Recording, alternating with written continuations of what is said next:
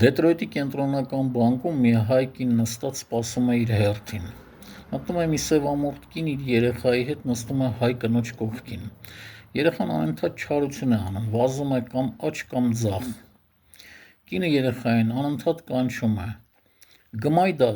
գմայ դաս, մոտեցիր, հեռու մի գնա։ Հայ կինը զարմացած սևամորթ կնոջը հարցնում է. ինչ է ձեր երեխայի անունը։ Կինը ասում է.